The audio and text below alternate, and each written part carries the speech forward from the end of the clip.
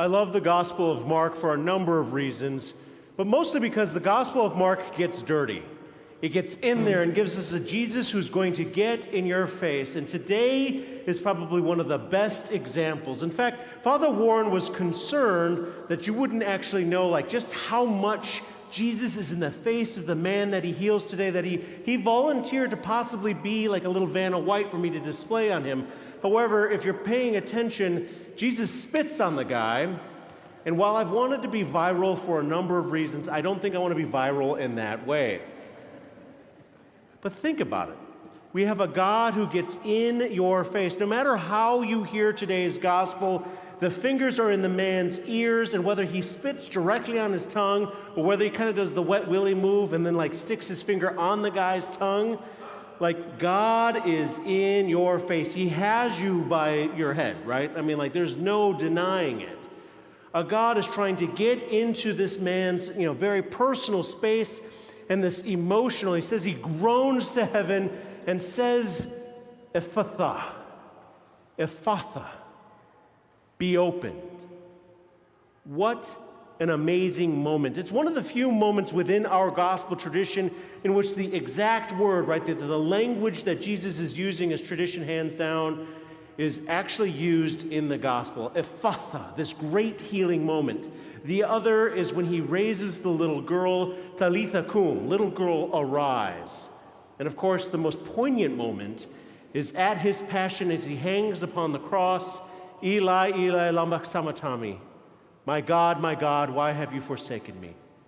These intimate words of Jesus are not meant to give us an inclination of what it meant to heal this guy so long ago. It is meant to be a personal, almost striking, almost sort of scandalous invitation to how much Jesus wants to be in our world and in our face at this time.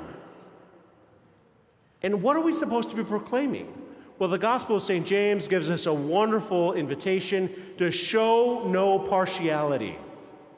And the problem is, like many, I can only preach to myself, and the truth is I'm not very good at not showing partiality, right? Whether that's for beauty, for nice things, for good food. But the message is quite clear here that we're supposed to show no partiality. In fact, the very message is that the poor are the ones who are in that privileged position in our faith. And so if we allow ourselves to be scandalized by a God who spits on another person, to be scandalized by the intimacy of that, the way that God wants to become so present in our world today, perhaps we ourselves might be shooken a little bit to how much we are really invited to open our ears and our mouths. Because the world is running out of time. I don't mean to be such a doomsday person, but the UN has put out a message about our environment, and it isn't looking great. At best, if we don't act now, we are not going to be able to undo the change that we have created through the climate change that we have sort of participated in the release of carbon and other, greenhouse gases and all of that. But there's also a greater invitation, even greater than that, and even more important in the moment of that is our world is crying out for people to proclaim a kingdom of justice. Our world is crying out that we say that even though we're not very good at it, we strive to be thoroughly anti-racist. And even though we are on the way, we are striving to look out for the poor and the marginalized and the least among us. Whether that's the poor monetarily, the poor in spirit, those whose voices have been suppressed and repressed for too long in our church, there is a moment in our archdiocese in which God is literally asking us to be opened, Ephatha, to open our ears and to open our tongues. There's a lot of ways that people talk about this great parish, and I love St. Thomas More, but I think it's all too easy for us to say, I like this sort of corner of Catholicism. I like it because it's different. It's somehow sort of unique. The values align with mine, and I would like to challenge that because our message of reaching out to the poor and the marginalized and the least among us is not a marginalized message. It is the strike zone of the Christian message. We are the center. We are the ones whose voices need to be heard in this time and in this way, because if we do not speak, we will lose an incredible opportunity. And that opportunity is the synod process that is happening in our archdiocese right now.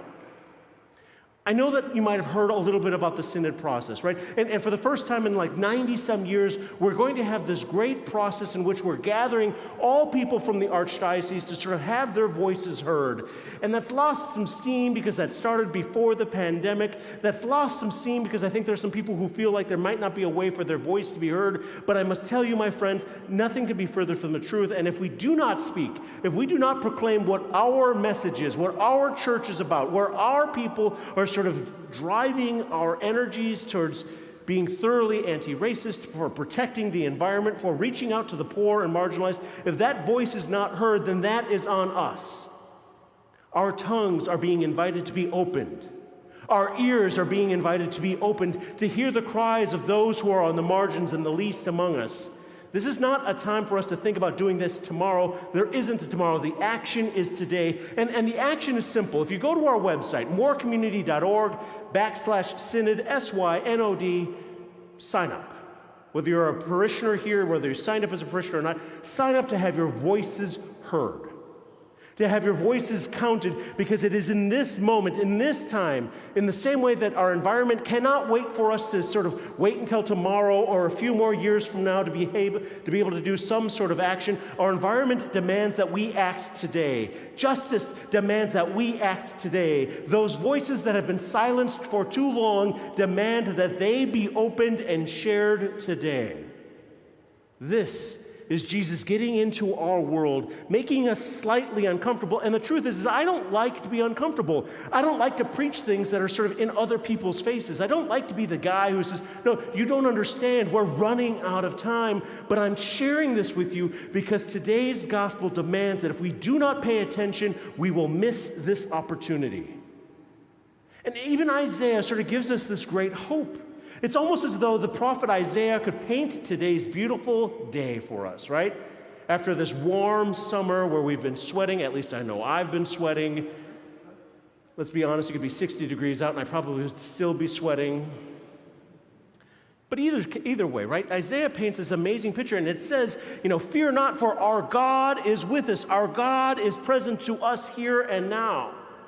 And Jesus is getting so physically and intimate with us, is trying to say, almost claim, almost scream in our faces, Ephatha, be opened, be mindful. We must speak. We must listen to James, who tells us, show no partiality, and we must share that message, because it's not a message that is a marginalized message. It is the message of the gospel. It is the strike zone. It is the pitch in which we are aiming for. It is where we are calling ourselves and our community forth. And so we have this opportunity, these 6 weeks, to make our voice heard, to respond to the topics that we've been given. And the truth is, it might be inconvenient. In fact, I know for a lot of people it's going to be inconvenient. It means that you have to spend 6 weeks coming to church not on a Sunday and sitting with other people that you might not know in order to have your ears opened and your voice able to be unburdened, unfurled, to be unbound, as Jesus says today, to Ephatha, to go and to speak.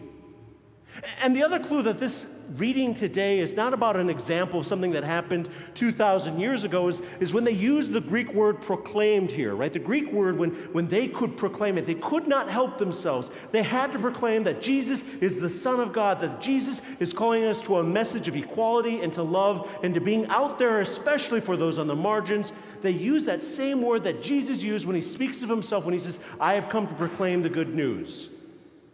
When Jesus says, I've come to proclaim, he uses a distinct word in Greek. I won't try to say it for you because it'll be distracting, but the point is, right, that same distinct word is actually used here in Mark to be of the people whose voices have been unfurled, unbound, to have Ephatha, that their ears and their tongues have been opened so that they can proclaim the good news. This is our time to be able to do this, my friends. I know it can seem overwhelming, but look that there are so many people here. There are people online. There are people all around who want to be part of this community because in some ways they recognize the great invitation of being here, not because we're just that good at welcoming. We are all right at welcoming, but because we're trying to proclaim a gospel that truly is meant for all people at all times, in all places. All people's voices need to be heard. Men, women, people of color, people whose journeys have taken them all over the place in their spiritual life, and we are being asked to accompany them, to walk with them, to be participants with them in this journey. And if we do not take this opportunity to participate in one of the most effective ways we know how, then we are surrendering our voice for other voices in the world. And there are a lot of other voices in the world, voices that want to preach division, voices that want to preach a secular way of being successful, voices that say that it's not about the common good, but about my good and my time and what I need to do, and it's about my convenience and what is happening to me right here and now, and nothing could be further from our truth. It is meant to be inconvenient in a way. It's meant to be difficult. We have to reflect, am I showing partiality right now? Am I somehow turning my heart in a way that's going to make me feel better, but not necessarily proclaim the kingdom of God? And that is a difficult task, and I understand that. But we can do that only in a community that together is making our voice heard and participating in this once-in-a-lifetime opportunity, and I'm not talking about the pandemic. My friends, we're given very clear words today. Ephatha, be opened. If your heart is ready to make you a participant in this journey, then sign up. If your heart is crying out that somebody's voice is being stomped upon and you want to make that voice heard, sign up.